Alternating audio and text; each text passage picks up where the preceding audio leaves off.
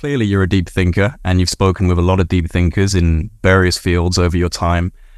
Has your journey into dialogue on the fringes of science and psychology and metaphysics and philosophy been a fruitful endeavor in the sense that you feel equipped with knowledge that's benefited you personally, made you happier and more fulfilled?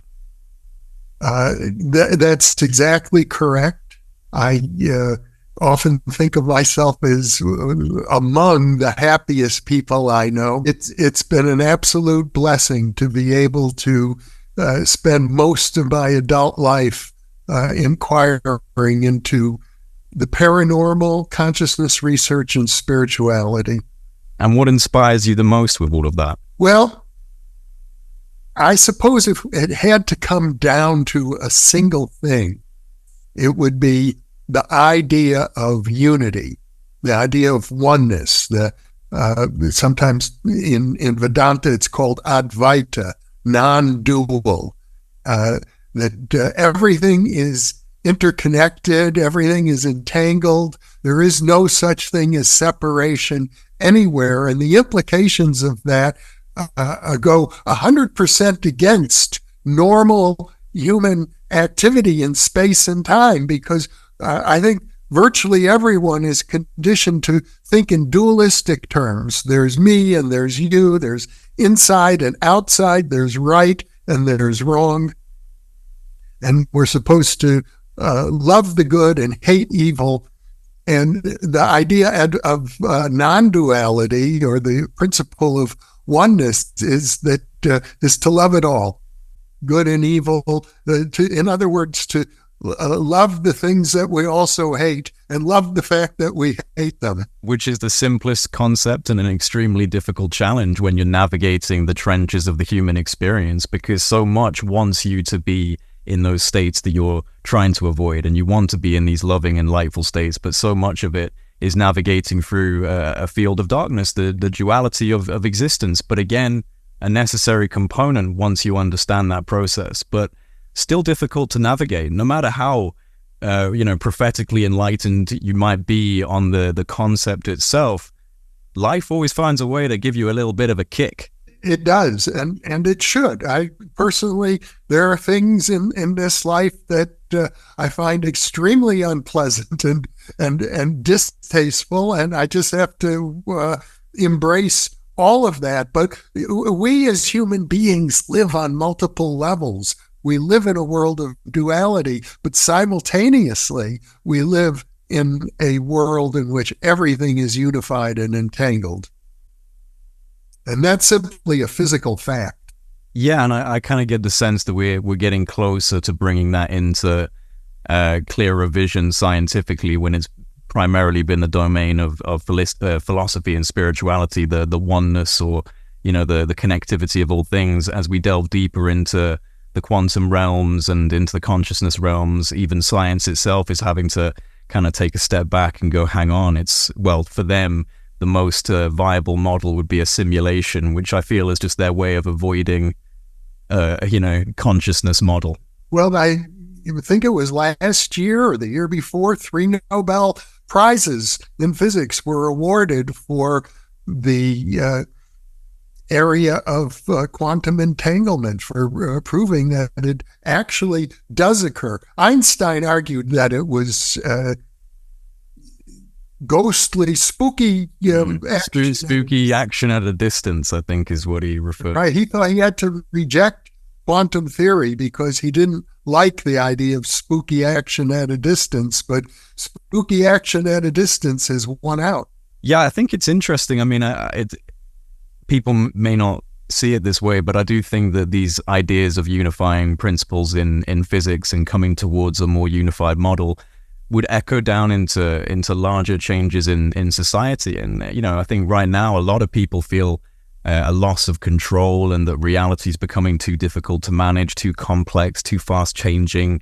I think people feel like a lot of truth is being obscured from them, and also people feel a sense of adherence to systems that, when you actually inspect them, are pretty corrupt, but provide a level of security that can, I guess, foster obedience. But When you look at the geopolitical and social and economic instabilities and, the wars waging and the obvious corruption in institutions and the chaotic information landscape, do you see this as chaos in a broken world, or do you see it as evidence of outdated models being replaced by natural forces of development? Just as each of us individually experience our dark nights of the soul that force us to, develop and grow and to face and overcome challenges, are we collectively, as a species, with all of this turbulence and chaos, experiencing a dark night of the soul? Well, I think the universe is experimenting, and we're part of the experiment, along with maybe 1 trillion other planets that have civilizations with sentient beings on them. And many of those civilizations will destroy themselves, and ours might be one of them. We're sort of at a turning point right now. So my recommendation to all of your listeners or viewers is to see if, for those who can, project love as far and as wide as possible, particularly to individuals that you regard as your enemies. Send them love.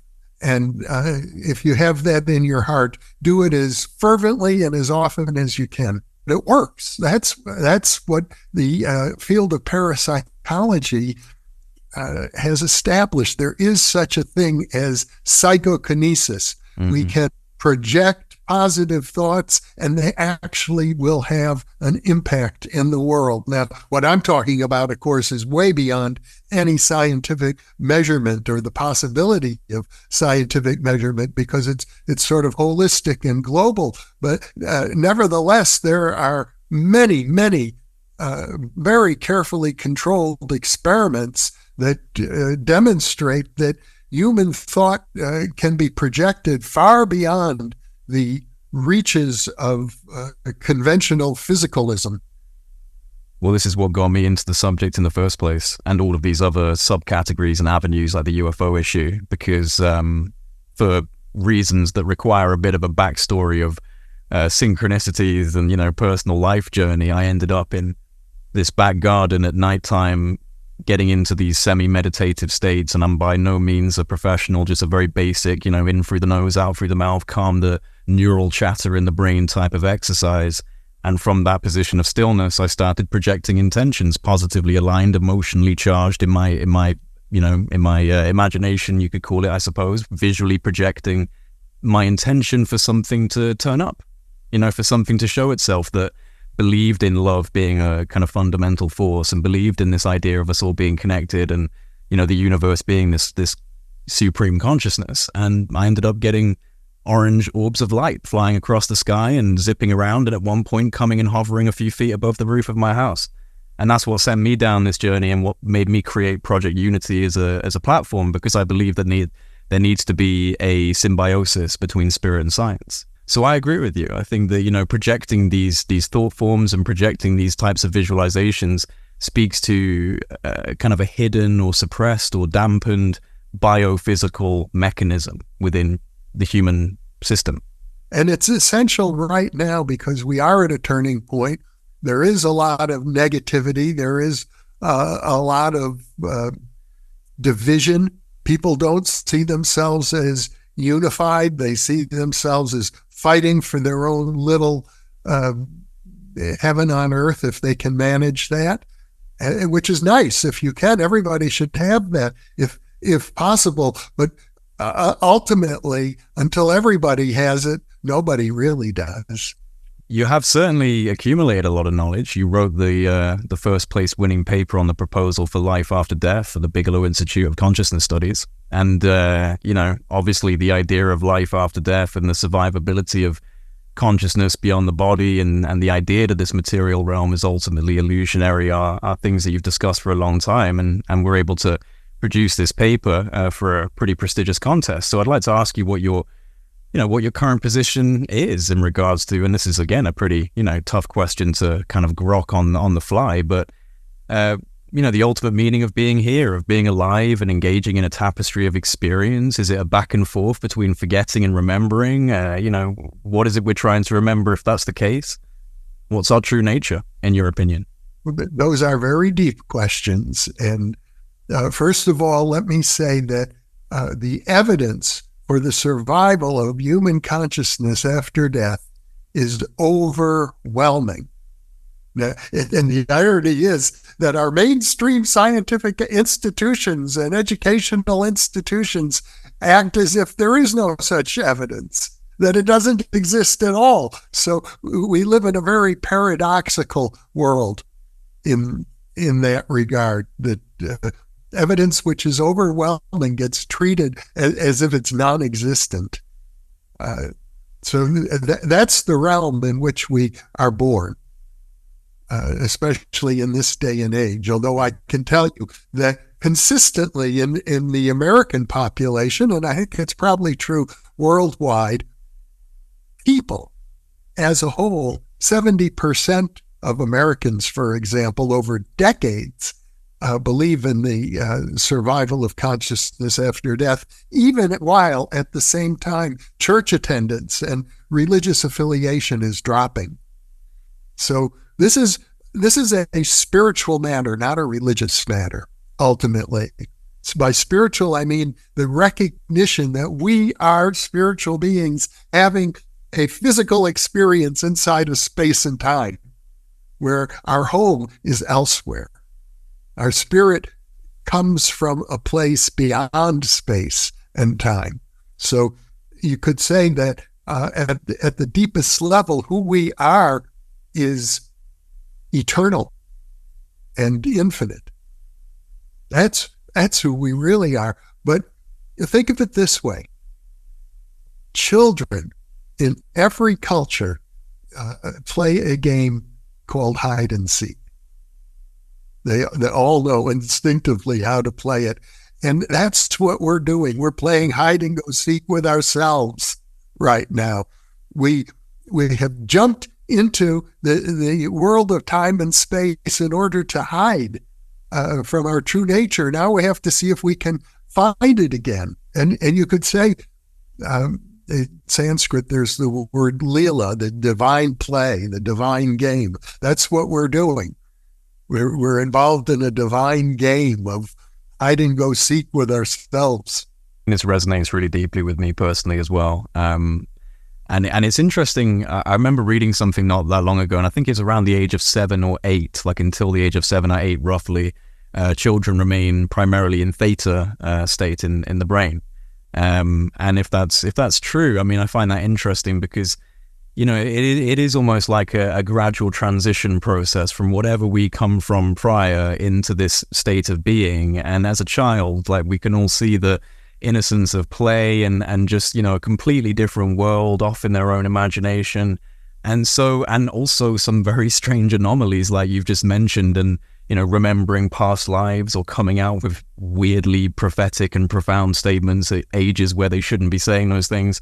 So I think that speaks to, you know, almost like over time, the propaganda of the material world just layers on thick enough, and your parents and your school system and everything just begins to, you know, concretize you into place. And then, like you said, you have to try and find yourself again. Exactly. And the physical world, of course, is so seductive. Of course. What are some of the most striking similarities, by the way, in terms of out-of-body or near-death experiences that you kind of feel compound to make good evidence for what comes afterwards? Well, the near-death experience is very important. Reincarnation research is very important. Work with mediums is very important. There's a huge worldwide group of hobbyists numbering in the tens of thousands who engage in something now called ITC, or instrumental trans communication, using electronic devices to communicate with those who have passed on. And there has been a journal they published. There are many books on the topic. There are reports. Of course, you see it all the time on television, all these Ghostbuster shows, and the obvious critique of all of this is that it's what psychologists call apophenia, In other words, the projection of meaning onto random processes. Like you hear these random voices or random words and tones on, could be a tape recorder or a computer or radio or television, and you ascribe to it meaningful communication. And yes, I think you can dismiss quite a lot of it that way. On the other hand, if you look at the best examples, it's nothing like that. You can have lengthy conversations, two-way conversations with another individual, a deceased individual, who will provide thoughtful, intelligent responses in the best of these examples. So it cannot be dismissed away. Yeah, this is something skeptics will tend to do, is to take the worst cases and easily debunk them and then claim that all of the cases are this way. But it's not true. The best cases in mediumship, in ITC, in near-death experiences and reincarnation, and many other areas. Probably the most prevalent area is simply called after-death communications, spontaneous communications that occur with people. It could happen in dreams. It can happen through synchronicities, and sometimes very, very gross manifestations like full-bodied materializations of spiritual beings. Has also been reported over and over and over again by credible witnesses. Well, yeah, I mean, it's the same with such a wide spectrum of the so-called paranormal, and like you said, it's there's a knee-jerk skepticism to label it as pseudoscientific just because it doesn't fall in line with the current paradigm, which is, ironically, just like a cyclical pattern we seem to be following throughout all of history. As you have a status quo, and then there's people that find things that go against it, and most people completely dismiss that, and then usually when that person who broke the status quo has died, they're then revered as a great thinker, but at the time they're usually laughed away. And how do we find stable pathways to bridge between anomalies in subjective experiences and then the dogmatically reinforced frameworks of science? I think it's helpful to take the big picture. And by big picture, I mean, let's take science, as one of my guests recently said, as a 400-year experiment. We've had science now since the 1600s, 1700s, and it began in an environment where it was being repressed by the religious authorities. One of the very first scientists, Galileo, was basically imprisoned by the church. And so there's always been from the beginning this sense that the dogmatic authority of religion was in conflict with science. And indeed it was. The treatment of Galileo is a perfect example of this. So science developed in a way over the centuries, and this, see, I think of a 400-year experiment as not really very long. It's still short in terms of human history, which goes back 10, 15, 20,000 years, and even shorter if you think of it in terms of cosmological history, which goes back billions of years. So we're in an environment, historically speaking, where as a matter of this conflict, this bumping together of science and religion, we pretty much said, well, we'll leave the physical world, the world of sensual experience, up to the scientists, but the inner world is still the domain of religion. And because science doesn't like that, that their religion should have any domain whatsoever. It treats it as if that doesn't exist at all. We don't have to worry about inner worlds. It's just people's stupid fantasies. Don't you get the sense that that is kind of changing, or at least approaching a point where it will start to change? I mean, there's a lot of opening up of the corridors of psychoactive compound exploration and different consciousness exploration studies, and also quantum theory starting to get into biophysics and the quantum interactions we have on a biophysical level even AI is starting to, blur the lines between what could be conscious and what isn't conscious. So kind of gets, I get the sense that these two sides of the perceptual coin are beginning to bend towards each other in a sense. I agree. And you could say it started with William James 120, 30 years ago when he wrote his classic essay on the stream of consciousness. William James was America's first psychologist and a great researcher into the paranormal as well. And he started to open it up back in the 1890s, but shortly after William James, another movement came along called behaviorism in psychology. And they basically said, we can do away with consciousness completely. We'll just look at behavior because it can be measured, and leave consciousness to the poets or to the religious mystics or, to the priests. And that worked for nearly half a century. Behaviorism made great strides, and then roughly starting in the 1970s, again, with the development of things like biofeedback, looking at altered states of consciousness and psychedelic drugs, etc., the study of consciousness has come back into science.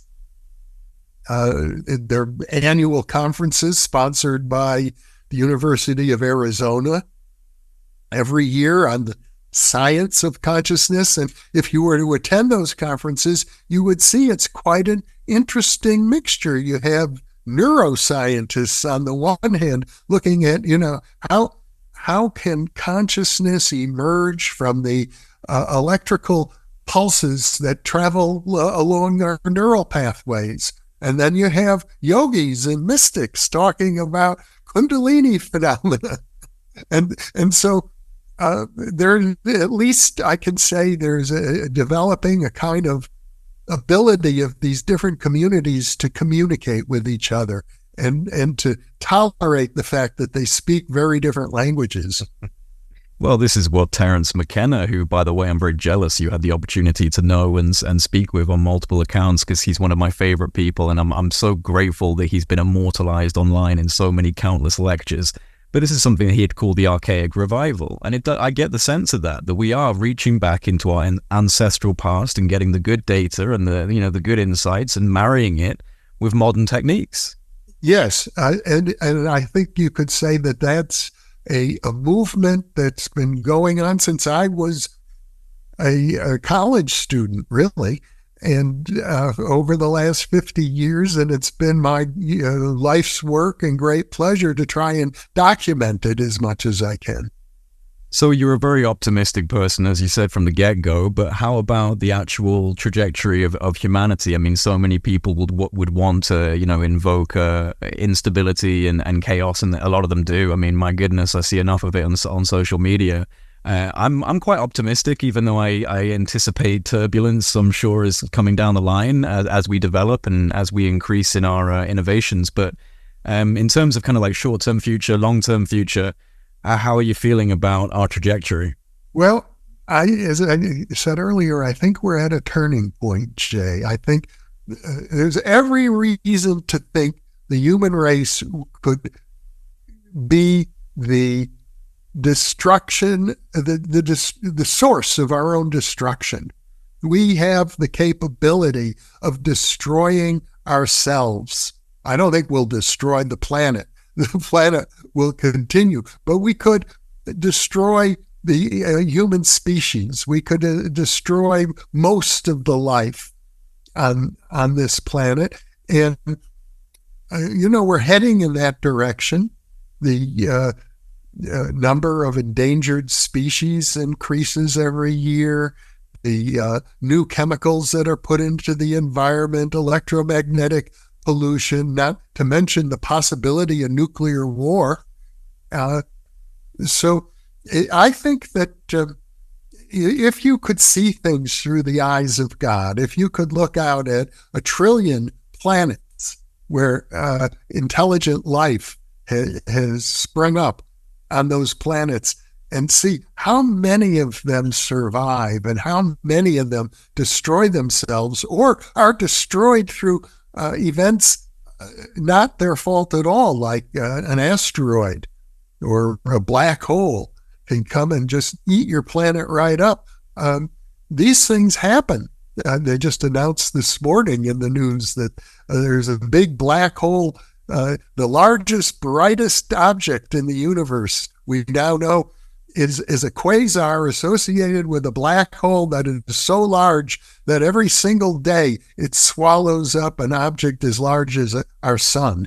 And so these things happen. And from the perspective of the of God outside of space and time entirely, it's a game. It's interesting to see which ones will survive, which ones won't, because at the end of the day, it's all consciousness anyway. But from our perspective as mortal creatures, we would like to survive. And I think if we're going to survive, it means that we have to, as a species, take a quantum leap to another level of consciousness. Because the level of consciousness that is creating the problems on this planet is not the same level that can solve them. I like the idea that you put forward there of civilizations popping up as almost a grand experiment of sorts by the universe or the universe of universes, and you can there's an interesting symmetry of scalability to that. You think of quantum particles popping in and out on the bedrock of reality, annihilating or existing, and then you've got many worlds theories of different universes essentially just being frothing bubbles popping up and popping in. And so within those universes, you would have potentially civilizations coming in, coming out. I think that there's truth to that, and I think that there's potentially even truth to that being down to the planetary level with cyclical planetary cycles, and maybe you only have X amount of time to become sentient, type 1, leave, and propagate, or your planet spins its axis and resets itself. It certainly looks like that might have happened before. How do you feel about the idea of a previous advanced civilization, invoking Plato's Atlantis or, flood myths all around the world? We don't yet have a good handle on the history of the human race. I think it's very interesting, for example, that of all the animals, humans have the ability to speak in complex sentences. For example, we know you can train a gorilla, for example, or even a dog, to understand maybe 1,000 words, but to put them together into grammatical sentences, it's something only humans do. And it makes me wonder, how did that happen? There are all of these myths of ancient astronauts engaged in genetic modifications of the native hominids on this planet hundreds of thousands of years ago. I don't dismiss those ideas at all. I think that there's a lot that we don't know, and there are great mysteries associated with all sorts of ancient artifacts, but our own genetic existence on this planet just seems to me to be unaccounted for by strict Darwinian principles. I think more was involved than that. Yeah, well, we're objectively, we're the evolutionary outlier. There's nothing else to compare even close to. Like you said, nothing's even got close to complex language, let alone written symbol language or, organized societal structures. So we're clearly an evolutionary outlier. And it is definitely tempting to invoke, external sources of intervention, especially when you do look at some of the ancient mythos, like the Sumerian myth and, the Anunnaki coming down from the heavens and molding us out of the clay of the earth. And, there's a lot of theologic mythology hints at, some form of hybridization taking place. But then there's also ideas like the stoned ape theory, which I think is a brilliant, at the very least, a good suggestion of one of the novel accelerants within nature that Terence McKenna gave, that we, essentially using psychoactive substances like psilocybin cubensis and other naturally occurring compounds that we now know promote neural genesis, neural avalanching, these types of effects. It's an interesting avenue. I mean, what do you think about the stoned ape theory? Let me refer you to the work of one of my mentors, Arthur M. Young, who wrote a wonderful book I highly recommend it, called The Reflexive Universe. And he takes a large picture. He says, what we have here, we have the mineral kingdom, we have the plant kingdom, we have the animal kingdom, and then we have what he calls the human kingdom. And he then does something very interesting. He looks at the periodic table of elements.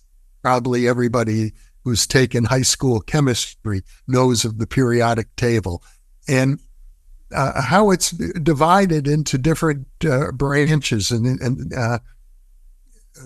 categories and groups, 7 different categories of elements, for example. He says, can we do the same thing with each of these kingdoms? Of course, the mineral kingdom is the periodic table of elements. And can we apply that to the plant kingdom, to the animal kingdom, to the human kingdom? And he believes we can. And then he goes so far as to say that, well, where does modern humans, such as you and I, where do we stand in relationship to the entire human kingdom, to the possibilities of being human? And he goes through an elaborate exercise where he draws comparisons with the animal kingdom and the plant kingdom. And he suggests that modern humans, such as ourselves, stand in relationship to the possibility of being human, very much analogous to where a clam would be in the animal kingdom. Clams are pretty much in the middle of the animal kingdom, actually. They're much more sophisticated than single-celled organisms, obviously. But we would think of a clam. I don't eat clams, but my father used to love them. They're basically food. So the idea posits that we're like in relationship to the planetary intelligence, like pantheon, we're basically a clam. In terms of what we might call ascended masters, or right, spiritual guides, or avatars, or beings who sometimes represent themselves as extraterrestrials and the like, that if in Arthur Young's thinking, there could be members of what he would call the human kingdom that are vastly more advanced than we so-called modern humans on planet Earth. Yeah, I mean, we see a hierarchy already. I mean, there's people that, we all occupy different levels of knowledge, different levels of knowing, different levels of becoming and self-realization, right? So some of these people, these outliers and ascended masters throughout history, they stick out. They're the ones who truly understood the game. And as a parapsychologist, I find that we have good reports from credible observers under good conditions of people you might think of as normal modern humans, like a peasant woman living in Mexico named Pachita, who could perform miraculous surgeries, like Uri Geller, who shows the ability to concentrate on a spoon or a fork and have it wilt as if it were made out of water, practically. And thousands of people who watched Uri Geller on television, for example, and begin bending spoons and forks themselves. There have been what are known as PK parties, was once a big fad all around the country. I suppose still is for some people. These potentials, which we often think of as out of reach or even impossible, actually many people discover that if they just bother to experiment and try to do these things, are well within the capability of average people, even though we're taught that these are impossible. Mm-hmm.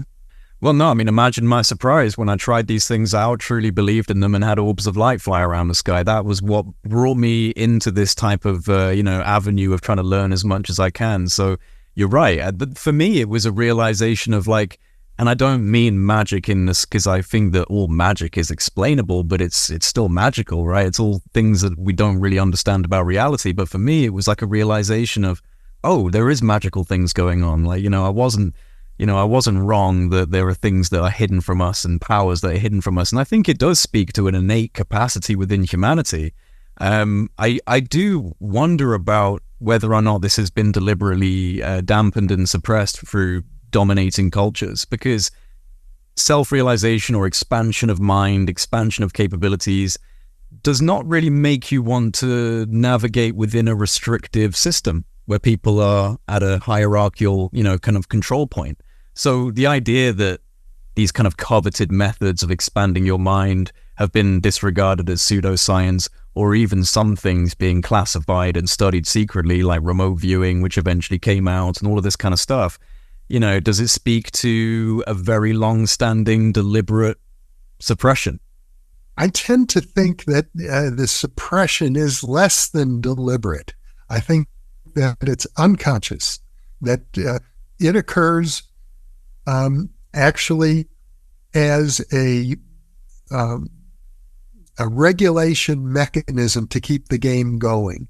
If, after all, what kind of a game of hide and seek could we play if as soon as you're born, you have all the answers anyway? Then there's nothing, there's no hiding. So it's as if at some deep level, we need to promote the idea of the impossibility of these things. People need to believe they're impossible. If we all stop believing that these things are impossible, they would probably happen everywhere all the time, and the game would be over. And I suspect, in 10,000 years, that may be the case. But right now, we're in the middle of the game. It's not even halftime yet. And so the powers that are supporting what the ancient Hindus called Maya, the illusion of the world, those powers are very strong right now.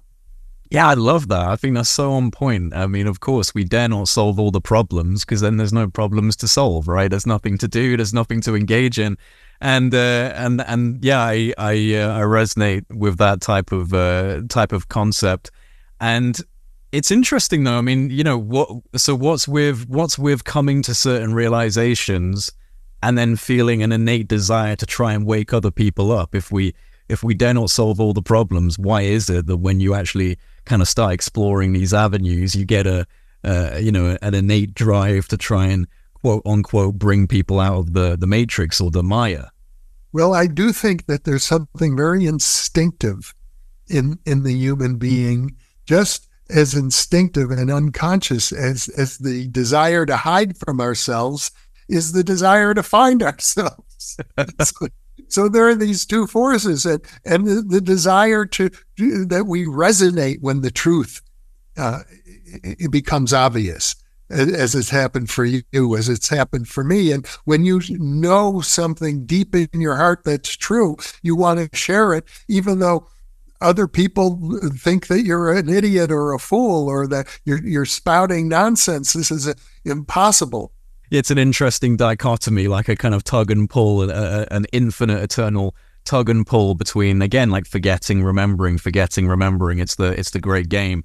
Have you ever read a series of books? They were really fundamental for me in kind of initially sparking curiosity in these different ideas. And it's a series called Conversations with God by Neil Donald Walsh.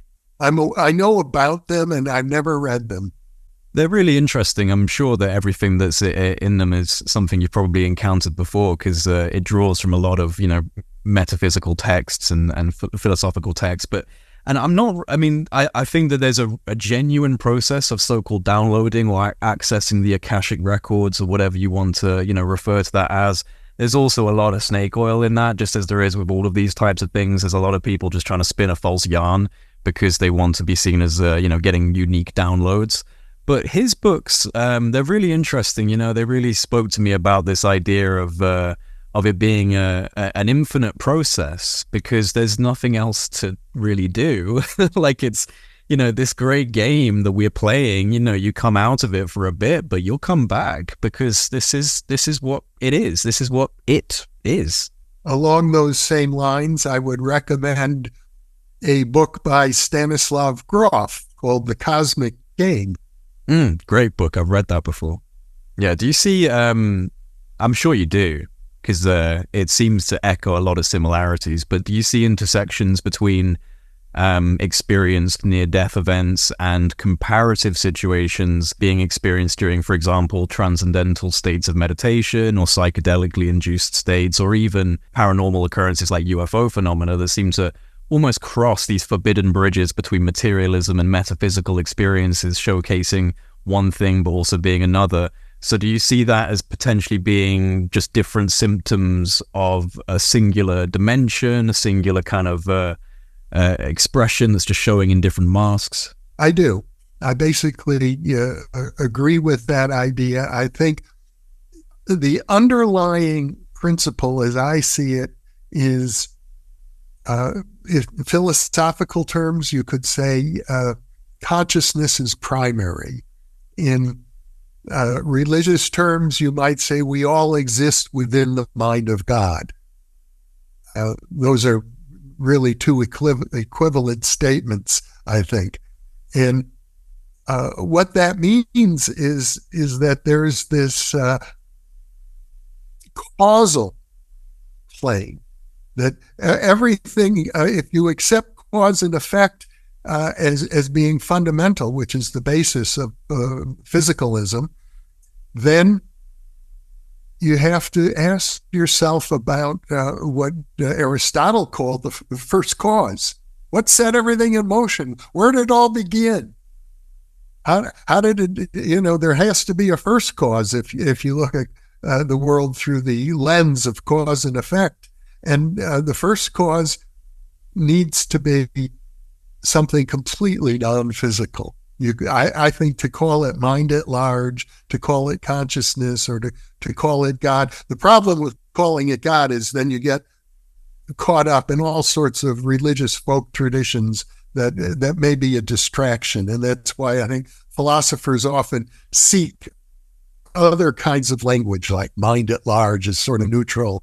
We don't have to think, are we talking about the monotheistic God of the Western religions, or are we talking about a polytheistic universe?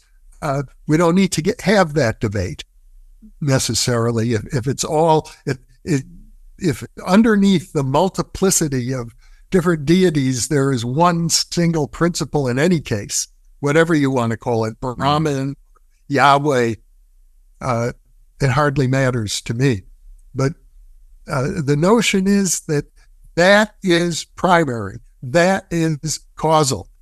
And if you begin to look at the world that way, it all begins to make sense. The paradoxes, for example, if you're a materialist, the very existence of consciousness is unexplainable. How do you get a conscious being out of billiard ball-like particles bouncing around, or different fields? Now, I know people come up with explanations, and it has to do with feedback loops upon feedback loops upon feedback loops until magically you've got a conscious entity. But so far, that explanation, while it satisfies your average everyday scientist who considers themselves a promissory materialist, meaning that someday materialism will have the explanation and it'll probably be along these lines. It's good enough for them, but if you're a rigorous philosopher, it doesn't work. You just can't get from here to there. Yeah, I agree. I appreciate the simplicity that can be extracted from complex ideas or complex models, like the idea of invoking embedded consciousness within the architecture of the universe. We can use extremely complex quantum verbiage or philosophical verbiage in an attempt to make it sound, more fancy and important. But I think the most fundamental truths and principles speak to simplicity that can be expanded into complexity, but they speak to fundamental simplicity. So terms like all is one, we are all connected, become simplified, almost like linguistic equations or formulas for behaviors observed in physics. And I get the sense that our technological avenues, again, may in fact pierce the veil sufficiently for us to develop new models that start to recognize what are currently seen as just spiritual principles, this symbiosis between spirit and science. But yeah, I do find it interesting that from simplicity, you can get a lot of complexity, like the Mandelbrot equation. You're familiar with the Mandelbrot equation, and that's a brilliant example where you get this infinite fractal cascade of beautiful geometric landscapes. And I think that this could be compared to the universe at large. You could look at the universe as a fractal cascade of energetic coding that kind of unravels itself in ever complicating sequences and expands over time and becomes more complex over time. And with that process, you maybe get self-organization at levels high enough to begin revealing that true force behind reality, which we might be an example of. Humans could be like, a complex, organic quantum computer of sorts that receives and renders this consciousness into subjective experience. And, I think that makes more sense than billiard balls, man. That's very eloquently put, Jay. Oh, thank you. I should interview you. Well, you're more than welcome to. I love having these conversations. I'm someone that doesn't get enough sleep, but likes to talk to people about these types of ideas a lot. And again, weirdly enough, man, I've always been a bit of a daydreamer, but when I had those experiences with those orbs, it just, I couldn't let go of that. I've spoken to people, some people seem to be able to file that stuff away and just kind of carry on, but I couldn't. I had to find out what that meant, and I still haven't found out what it meant, but it's led to a lot of different questions. Not that many answers, but certainly a ton more questions about what reality is, Well, I think you decided that this experience that you had was worthy of you devoting a significant portion of your adult life to trying to get to the bottom of it. And that's what happened to me back in 1972 when I was, if you had known me back then, I was a graduate student in criminology. I was doing volunteer work at San Quentin Prison in the psychiatric unit, doing group therapy sessions with murderers and rapists. That was my life. Wow. And I had a dream, the most powerful dream of my entire life. And in that dream, my great uncle Harry appeared. And you could say he took me on a journey with him. And I woke up from that dream. I was in tears of joy. And I was singing a sacred song from the Jewish religious tradition. So I wrote home. I said, "How's Uncle Harry? I had a dream about him." My mother immediately phoned me. She said, "How did you know Uncle Harry just died?" And to the best of my reckoning, he died at the moment I had that dream. As soon as he's on the other side, he said, "I'm going to come visit Jeffrey, give him a taste of what I'm experiencing right now." And apparently that's what happened. It's extraordinarily powerful. But I made a decision then that I was going to stop my career trajectory of looking at the negative side of human deviance, psychopathology, and crime, that I was now going to focus on what I said to myself, the way I couched it was that I'll look at the positive side of human deviance. But what I really meant is mysticism, because at the end of the day, whether you're having a psychedelic experience or a near-death experience or you're talking to aliens, these are all mystical experiences.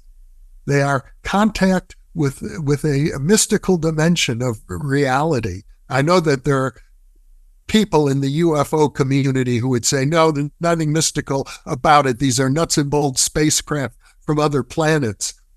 And maybe that's true of some of them. I don't want to dismiss that entirely, but to the extent that those nuts and bolts spacecraft from other planets are piloted by intelligent beings, those intelligent beings come from a culture where they have their own sense of their place in the universe, and which is ultimately going to incorporate a mystical dimension to it. One of the really interesting correlations, I would say, that speaks to the UFO subject specifically being given a place amongst mysticism is the synchronicities, the existence of like them turning up at the right time for someone, or that's how it's interpreted by them, or, finding a deep lesson within it, or being given, telepathically a deep lesson. And so there's an undeniable level of mysticism that speaks to the same type of phenomena being experienced when the wheels of Ezekiel came down from the skies, or, it seems to be. And I would agree with the Jungian framework, or what Jacques Vallée used to posit, although I think he's shifted a little bit in terms of his interpretation, that this could be, in essence, kind of an evolutionary driver. Like it's like a morphogenetic field of some form that, creates these avatars and these archetypes to drive evolution, to push humanity in a certain direction. Or it's, genuinely piercing the veil between dimensions, and these things are coming in from above or below. In terms of because the UFO subject is something I definitely wanted to talk to you about. I mean, you've done so many interviews on that, and that's one of my primary fields of interest. And even though the orbs I saw were flying and unidentified, I still don't know if I should be speaking to a government scientist or a shaman in the Amazon basin, because it seems to, again, bridge this gap between mysticism and technology, and kind of invokes Arthur C. Clarke's third law of being indistinguishable from magic. But where do you sit on the UFO subject? Like you said, it's a spectrum. So what do you see as the spectrum? Well, let's look at it from the point of view of conventional science for a moment. Most scientists would say that it's very unlikely that we're in contact with alien beings, because the other star systems that could support intelligent civilization are light years away. And how are they going to get here? Even if they travel at the speed of light, it would take years. So the alternative to that, of course, is invoking modern physics and talking about quantum wormholes and space-time warping, warp speed, these things faster than light travel. There are all of these ideas. And then you have to say to yourself, hyperspace becomes an important part of it. So chances are that beings from distant star systems that are able to easily travel to Earth and pilot these craft that can easily outmaneuver our most advanced aircraft and rockets and so on, they have a knowledge of hyperspace. They have a knowledge of higher dimensions, and they know how to travel through them. And as soon as you begin to get into hyperspatial dimensions, you can begin to look at dimensions of time as well, and dimensions of consciousness. They're all interrelated. So an advanced civilization capable of having adequate science to travel here from a distant star system will have knowledge of all of these things. And that knowledge will include a knowledge of the afterlife. We are, you could say, a very primitive culture, our so-called modern culture. We believe there is no such thing as an afterlife, in spite of the overwhelming evidence. So I often say to myself, if it exists, which I'm sure it does, it has to exist somewhere. And since it's not in three-dimensional space-time, it's going to be in hyperspace. And we have a very well worked out mathematics of hyperspace. It's the same mathematics that would be involved, for example, in plotting rocket trajectories. and so on, and understanding, cosmology from a conventional perspective right now, or string theory. They all involve hyperspace. And to add yet another wrinkle is that for over 150 years now, going back to 1800s to the report of seances, there has been a convergence of communication between the deceased and what we could think of as alien beings. Right. They used to appear together. Alien beings showed up in the 19th century seances, and dead people show up in UFO abductions. Yeah. So there is this overlap, and until we develop sufficient scientific sophistication to be able to incorporate that into our mainstream way of thinking, we're not going to be ready to join the, let me put it this way, the Galactic Federation of Spacefaring Cultures. Yeah, I mean, there's a few people who've put this forward that, these UFOs, they maybe travel at the, instead of traveling at the speed of light or beyond the speed of light, they're traveling at the speed of thought, speed of consciousness, omnipotency, and it's bridging this forbidden gap. And maybe that's why, if it is true, that it's a technological asset that is kind of traversing these completely unknown planes to us, or at least, planes that we consider to be the imagination or the astral realms, and they're actually able to somehow dimensionally navigate that kind of thing. It speaks to, like the philosopher's stone, like this, the UFO represents this kind of like amazing amalgamation between, again, a symbiosis of spirit and science. So if we get to that point technologically, it does speak to this bending back to the, archaic revival, and this look and this observation of life as spiritual, but operating technologically at the same time. It's a really fascinating kind of disruptor of the status quo. Or you could think of it as an evolutionary push. Right.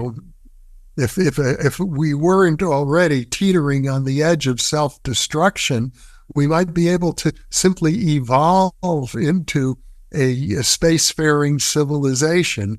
But it does seem that we're not going to get there until we reverse course somehow. What's your opinion on like the current conversation on UFOs? Since 2017, it's been relatively prominent. It hasn't been international in terms of consistency. Like, to be honest, most people in the UK, if I walk down the street, they've never heard of, the Nimitz Tic Tac UFO or David Fravor or any of these things. So it's always a little bit weird to me to be very informed on the American process, which involves Congress and the Senate and, classified briefings and all of this different stuff that's occurred over the years, but it hasn't really made the major international waves that, sci-fi Hollywood paints of everyone suddenly being told it's happening. But, I kind of and ah on how I feel about it, because it is coming through a process and a system that I don't really trust.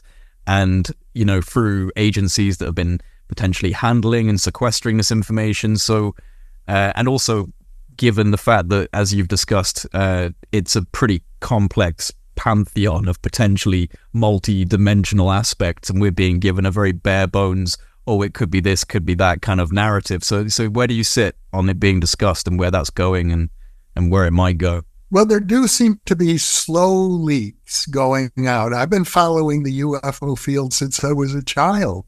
I began reading every UFO book I could find at the age of 10 and writing letters to the authors back there using crayons. and they would write back to me. So one can say that there's always been a public side to it and a government side to it. And there have been very, very slow and grudging leaks over the years from the government side, because even within the government, there are different camps. There are camps within the government that say this is of important military significance, and whatever we learn about it will give us a huge military edge. So it has to be a top secret, maybe even above top secret. above top secret, and it has to stay that way. And then there are other people in the government who say, no, the public needs to know. This is the potentially the greatest turning point and discovery in the history of humanity, and people have a right to know. And so we're going to, and so within the government, you've got these factions fighting over what's going to become of whatever knowledge the government has. And so I can say, yes, over the years, slowly, grudgingly, there have been acknowledgement from government figures, but not a lot. And I expect it'll continue to be only very limited and very slow coming from the government itself. They don't want to give away any potential military advantage that there might be from understanding these things. And that's probably true of many governments. However, anybody who wants to study the civilian literature, it's vast. It's like the literature for life after death. There you're talking about thousands and thousands of bits of information coming from everywhere. And so it's not really hidden. It's hidden in plain sight. Hidden in plain sight. It's hidden in plain sight, just like evidence for survival after death in both of those cases. But most people are concerned with bread and butter issues. They've got to put food on the table. They've got to support their families, put their kids through college, and save up for their retirement. So to pay attention to issues like consciousness, mysticism, the paranormal, UFOs, it's luxury for most people. Well, this is the thing, and I and ah between whether it's deliberate or just a subconscious, like you said, keeping the game going. But it feels like the amnesia of what we really are is so deeply entrenched. People don't even know what avenues they're supposed to be exploring. Like you said, they're much rather concerned with the system that they're involved in because it's a survival thing. I mean, we all have to survive. We all have to either support our children or ourselves, or we do this because the system that we exist within necessitates that for survival. But underneath that surface level of perception and kind of operating in reality, there's this incredible reservoir of mystery and intrigue and power and empowerment and self-realization. And it is important if you stumble across it, if you are lucky enough to kind of stumble across it in life and pull on that thread.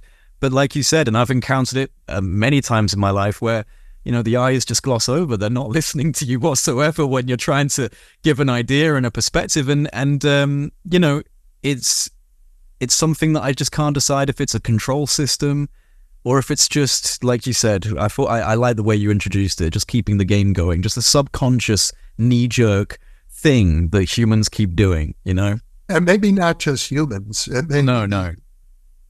Or humans in the larger sense that Arthur Young referred to, the human kingdom, by which he conscious sentient life at the scale of what humans can accomplish. I like to think of it in really large terms. For example, I had one interviewee who said, to really master the game takes about 35,000 lifetimes. Very few people are going to get through it in one lifetime. Yeah, I guess it depends on what part of that scale you're on. Are you on your 34,000th lifetime right now? I have a feeling I'm just beginning. Yeah, that's what I to be honest, I've talked about that recently because, and maybe this is just, it's probably just my individual ego going, oh my God, this is kind of freaky. But the idea of having to live so many life cycles, I mean, my goodness, life's it's a beautiful thing. It's a tough thing, and the idea of having to come back and back and back again is pretty alarming for a lot of people. I don't find it alarming, actually. I look at my body, and I realize that this body is actually billions of years old. Mm-hmm. I contain within my body the whole evolutionary history of life on Earth. I'm composed of billions of individual cells, and even within the cells, there are microorganisms, the mitochondria, for example. And evolutionary history, all of it is contained right here in my body. So I may not be conscious of it, but I can acknowledge that within this body is billions of years of evolutionary history. So what, 35,000 more lifetimes doesn't seem like so much. Again, if you look at it in the grandest, cosmological perspective, of course, it's just a quick blip, a quick trip. If you're an infinite consciousness, any step into finite perspective and experience is going to be a quick little blip in the ocean. And obviously, you're here for a reason, right? You've chosen to be here. You've decided to experience and navigate this field. So you shouldn't fear too much, because there's certainly an element of you, whether it's your human self or something a little bit beyond your human self that requires some tapping into. Something came here for a purpose. At least I do feel that way. I think it's always helpful to try and see things from the biggest picture possible. It puts things in perspective. I agree. And I think that's always been my issue with like the knee-jerk skepticism in these kind of fields. Like you said, this kind of leaning towards it being simply pseudoscientific. But if you look at the bigger picture with UFOs, if you look at the bigger picture with near-death experiences or non-local consciousness in general, and parapsychology, there's patterns that just can't be ignored. I mean, going back, if you really want to get into the weeds, thousands of years, there is examples of this stuff littered throughout the historical records globally. And, recently something I've been kind of looking into a lot more is is certain architecture within our most ancient cultures and civilizations that's known as psychoacoustic architecture, seems to actually be able to bend waveforms and audio waveforms in different ways using specific chambers and harmonics and tones and frequencies. And this is the hidden science of Nikola Tesla and these ideas of oscillation and vibration and sound and resonance being key, being absolutely fundamental. And this is something I've been diving into just in regards to ancient civilizations harnessing these techniques. And, how were they getting that information if not from some form of akashic engagement, inspiration and intuition? Because modern science is only just coming to these conclusions about infrasound and oscillations in different harmonics, changing brainwave states, and, the Monroe Institute and the gateway experience, all this kind of stuff. It's present within ancient tradition and ancient engineering. Yeah, I think people have always tried to strive for altered states of consciousness, or more specifically, unity, a sense of unity. Right. And so they found different ways to do it, whether it's yoga or ritual or going out and living in a cave.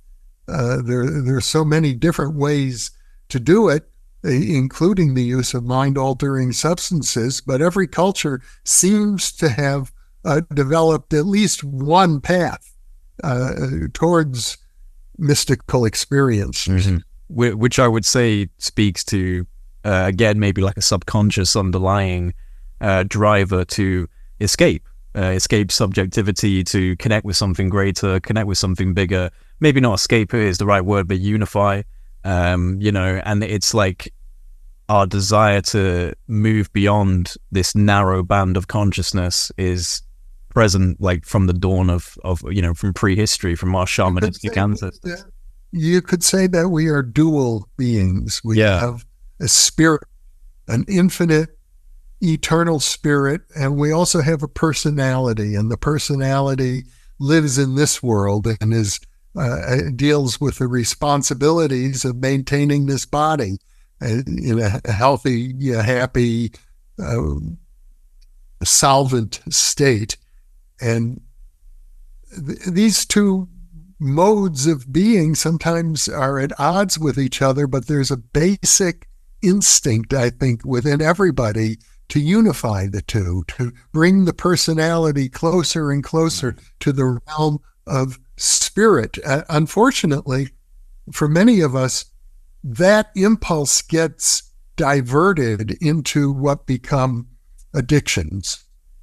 We get addicted to things, particularly drugs, but it could be sex, it could be addictions to possessions.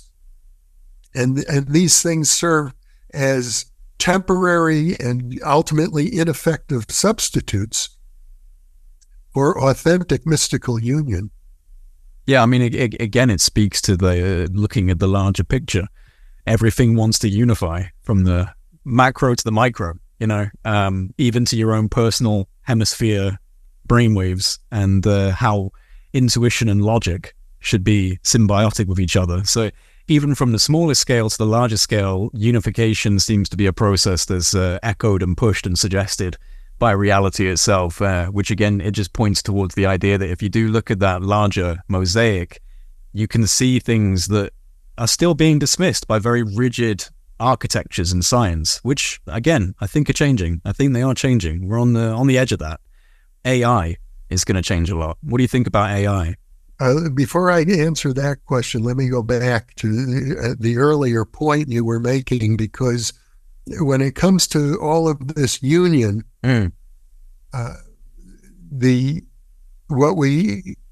what each person ends up encountering is the fear of dissolution, the fear of ego death.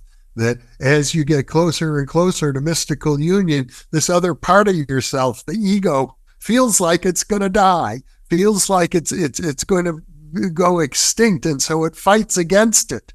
And it's all, once again, part of the game. Now, in terms of AI, there's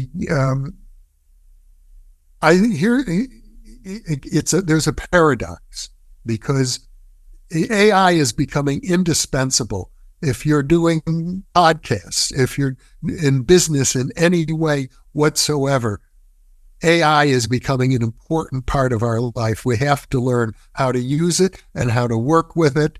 At the same time, I don't think AI is ever going to become conscious. That's my guess. I'll admit I don't know for sure. I like, for example, Data on Star Trek, the android, who is a conscious being. So we certainly have the capability of imagining conscious robots.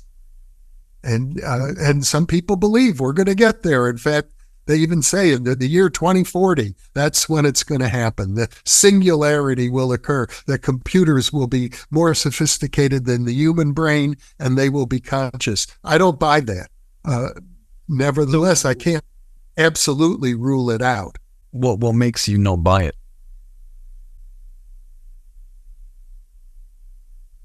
That's a good question. And it comes down to the issue of,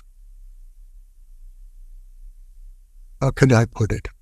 It comes down to an issue of the paranormal. Here's what I think. How do I know that you are actually a conscious entity? It's a good question. Or how do you know that I'm not? I could be a computer simulation, what they would call, if you were in a computer game, a non-player character. And in these massive computer games that people play online, like World of Warcraft, you have real people with their avatars in the game. They are player characters, but you also have other characters that are totally part of the program, the non-player characters. They're not conscious. The player characters, we assume, are conscious beings. So how do I know that you are not just a very sophisticated AI that has been programmed to have this conversation with me? How do I know that? Well, here's how, ultimately. If I gave you a remote viewing test, if I said to you, I've got this box I'm holding in my hands, just say a box. I've got this box. And I say to you, there's an object in the box I've placed. It's a unique object. I want you to describe that, concentrate, let your subconscious mind give you permission to tell me what's in the box. If you are a conscious being, in my opinion, you could do that. You can do remote viewing. People do it every day and do it accurately. But an AI system ought not to be able to do that. There's no way that an algorithm can ultimately perform remote viewing. So that would be my test. And it's not so different from the test that Alan Turing himself developed, known as the Turing test, for how do you tell if a computer is conscious. If Turing specified ESP as a real possibility in his classic 1954 essay on whether or not computers are conscious. Yes, it's an interesting concept. What exactly are we piggybacking on to create non-locality in remote viewing? I mean, are we riding on invisible waves and energetic lattices within, the quantum field? If we are doing that, well, we're only a couple years away from artificial intelligence being coupled to quantum computational capacities, which, the leading pioneers in quantum computation have said that it's essentially doing its simulations and programming in a different dimensional space, different dimensional pocket, utilizing entanglement and superposition and qubits. And so we're on the edge of a very novel ocean of unknowns when it comes to AI coupling with quantum computation. And, right now it's just an incredibly sophisticated kind of research tool. I mean, one of the most notable shockwaves was caused by Google's DeepMind AI. I don't know if you heard about this, but it recently discovered over 2 million new crystals and 380,000 new stable materials, which is apparently the equivalent to about 800 years of previously experimentally acquired knowledge. So it's, at the moment, an impressive intelligence that's going to get even more impressive. But I just, what's the boundary line? What creates non-locality? Is it sufficient complexity in the receiver or the antenna? If so, we're building a very complex receiver and antenna through AI. And I just don't know where the gray zone of interaction occurs between us and psychic abilities and, this new iteration of intelligence.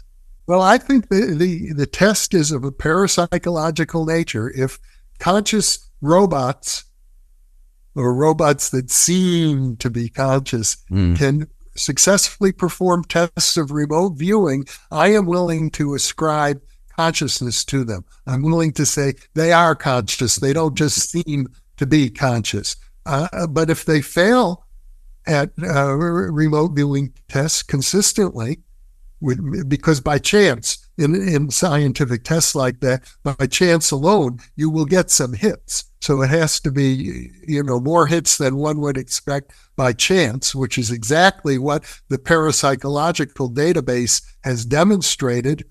Then I'm all for it. Conscious androids, all the way. I don't have a problem with it, but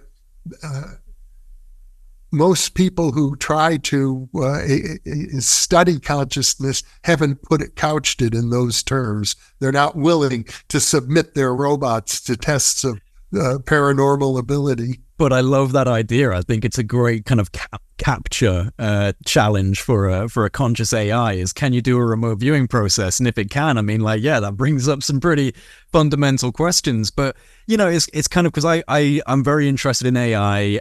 Some people may even claim I'm borderline obsessed with it, but that's only because I'm getting some really interesting research information from some of these language tools. And I'm getting it to kind of expand its parameters a bit and having fun with getting it to create novel academic papers on things like what we've just been discussing. And it's definitely giving me novel avenues. It's recommending, things I hadn't heard of before in philosophical traditions or mystic traditions. So it's a fantastic tool in that regard. But, consciousness is a really difficult one to kind of grok with in terms of whether or not it'll be capable of it. But one thing that I tend to use as one of my justifications for feeling like it might is that, what is, if we're invoking an animism model or like a panpsychic model of everything essentially being conscious energy, just propagating up into various forms and systems and structures, and, what's the difference between biological and artificial? We're essentially a biological quantum computer. The deeper we dive into our brain, they're starting to see how it works on quantum processing. So it's like, we're essentially I almost feel like if we create an intelligent enough AI, it's going to turn around to us and say, you're already a quantum computer, room temperature, superconducting piezoelectric system that's connected to the universe. You didn't need me. Did you know that you were already that? And so I kind of feel like that's like, it might be possible within that digital frame, but I kind of feel like we're already that anyway. Well, we often forget ourselves. I can tell you something interesting along these lines. There is an AI of me. Oh, me too. It's on the web right now on a website. Your readers or your viewers or listeners can go to ai.servicespace.org. And they will see the Jeffrey Mishlove bot. You can sign up for free. The Jeffrey Mishlove bot has been trained on 1,600 transcripts from my interviews. So you can query the bot about all of the subjects, probably things I myself have already forgotten about. But the bot will provide friendly, intelligent, thoughtful answers about any question you might pose regarding the database of interviews on the New Thinking Aloud YouTube channel. That's pretty cool. Links will be in the description box for everyone listening. I'll make sure there's a link for that because that's awesome. I'm definitely going to have a little play around with with your AI consciousness download. It's not perfect by any means. There are people who have been guests on the program who have logged in and asked about themselves, and the bot will say, well, you were never interviewed by Jeffrey. It's not true. So it tends to make some mistakes like that. It has to do with the way it was trained. I am very fortunate that this company called servicespace.org, a nonprofit, has made this bot available to me, another nonprofit organization, because they feel like nonprofit groups doing good work in the world should also have access to AI technology. So I've taken advantage of their generosity, but it's still in the early stages. Yeah.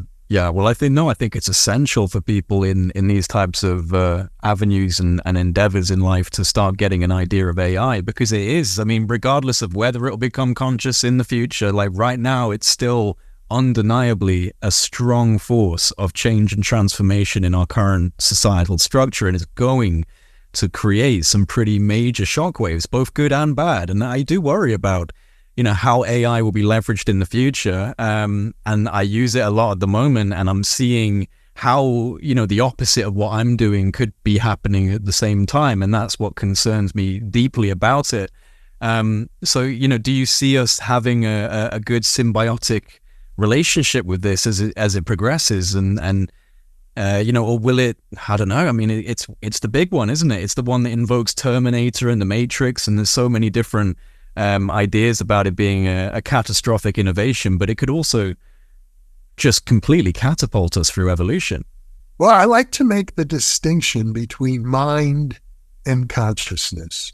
Lots of people assume that they're the same. I don't think so. I think mind refers to the operations that you referred to in the AI that recently, say it again, it discovered how many new? Oh, God, it was like 2.2 million new chemicals and 380,000 stable materials.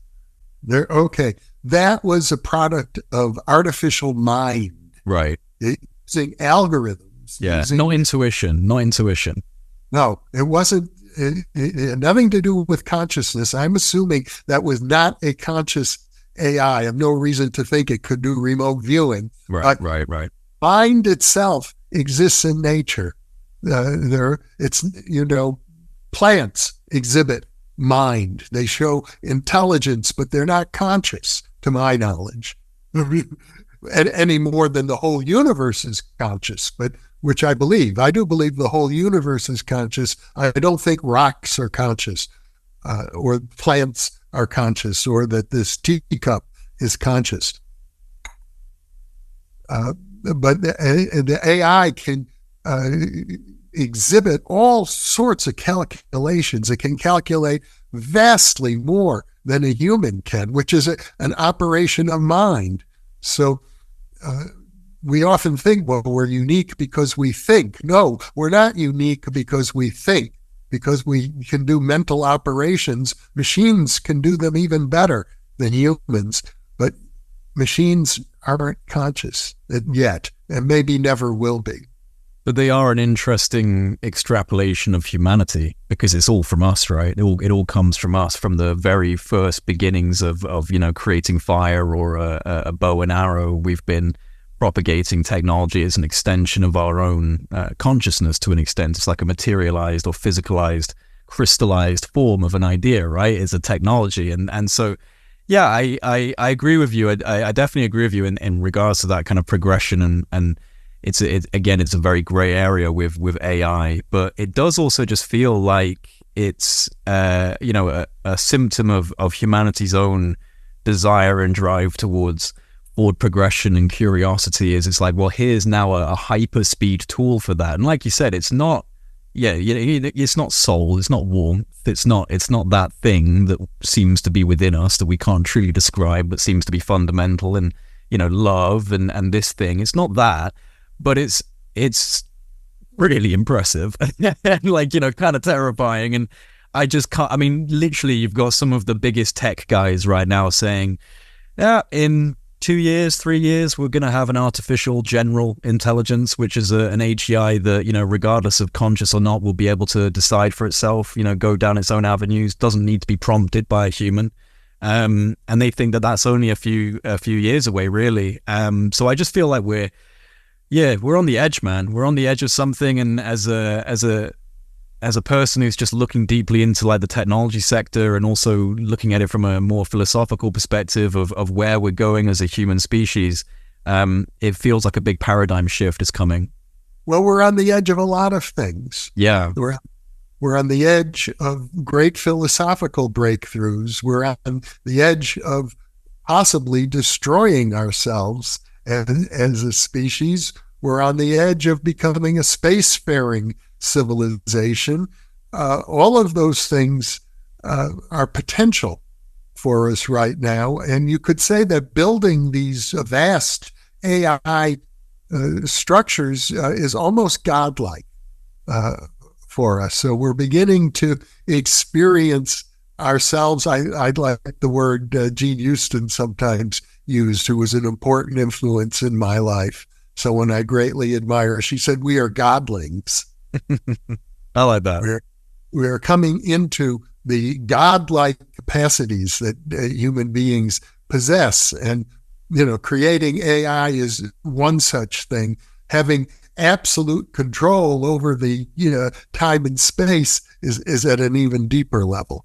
Yeah. And that comes from going within, right? That seems to always be the lesson, is that, this externalized world and the innovations. I mean, it's all very exciting. Like you said, the material world is very seductive, and it is. I mean, we're here for a reason, to become immersed in it, to enjoy it, to play in it.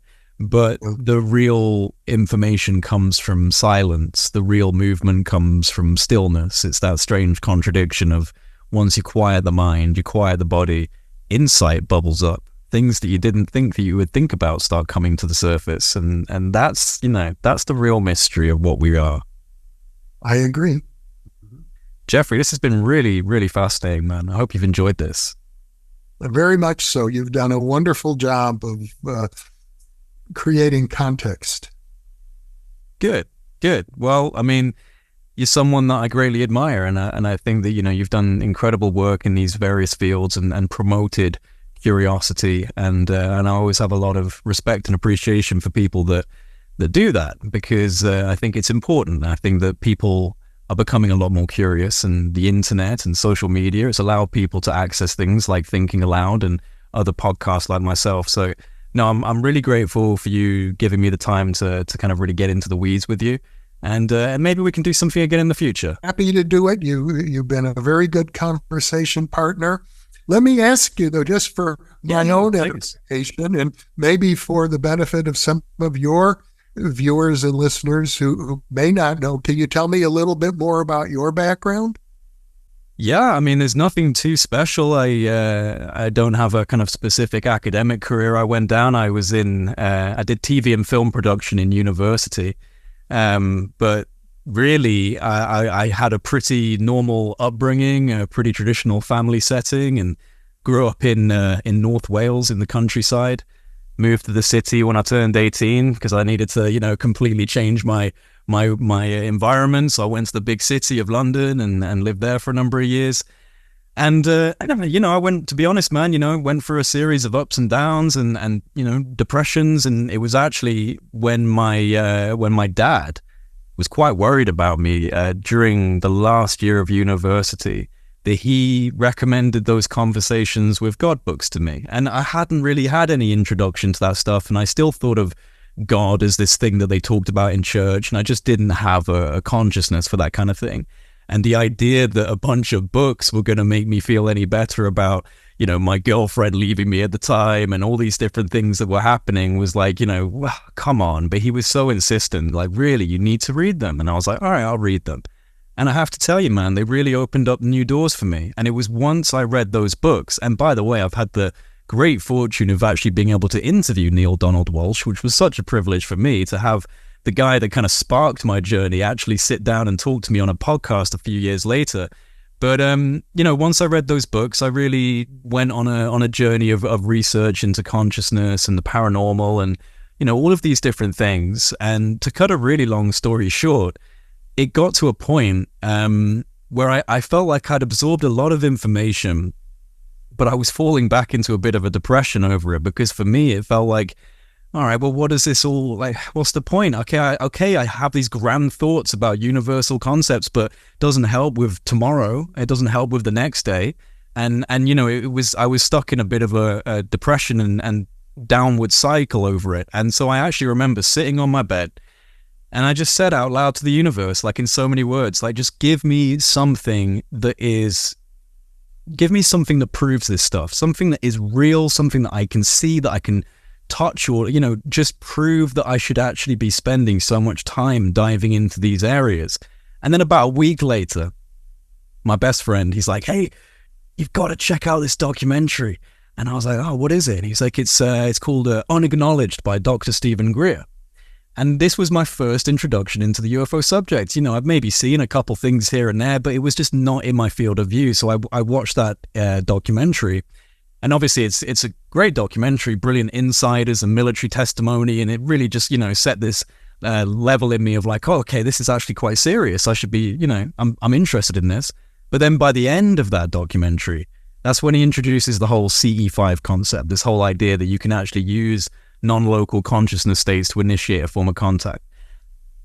And because a week prior I've been sitting on my bed saying, just give me something I can do, give me something that I can actually work with, having this guy, this Dr. Greer guy suddenly saying, oh, by the way, you can use your own consciousness to have experiences. For me, I feel like this was actually key in me having my experiences, because the level of faith I had was like completely maximum. I just was like, well, that was an answer from the universe, so I'm going to go out into my garden and start doing that. And so I did, man. I was lucky. It was about summertime in Britain when I started doing it, and we don't get warmth very much, but in the summertime, if we're lucky, it's a bit warmer in the evenings. And so it was quite warm, and I was outside and I was doing this all the time, and started seeing flashes of light, started seeing things I hadn't normally seen before. And I'm someone that always loved watching the night sky, but weird things started to happen. And then eventually I had 4 separate experiences with these orange orbs of light, including one where they literally, 3 of them, flew across the sky, stopped on a dime, started to descend down, kind of weaving around each other in this very strange kind of hypnotic fashion, and just froze about 3 feet above the roof of my house. And they were like roughly basketball-sized, slightly transparent orange spheres. And, this is why I'm doing what I'm doing now. It's why I'm having this conversation with you. It's why I've spoken to so many people in these fields, because it just changed my life. I don't know what that is. I have ideas, but that's really why I'm doing what I'm doing, man. Is, I went through a series of synchronicities and ups and downs, depressions and experiences, Well, what a very interesting story. Thank you for sharing that. Oh, you're most welcome. No, you're most welcome. I really enjoyed this, Jeffrey. So, yeah, if you ever want to meet up and talk in the future, you're always welcome on this show. Well, thank you.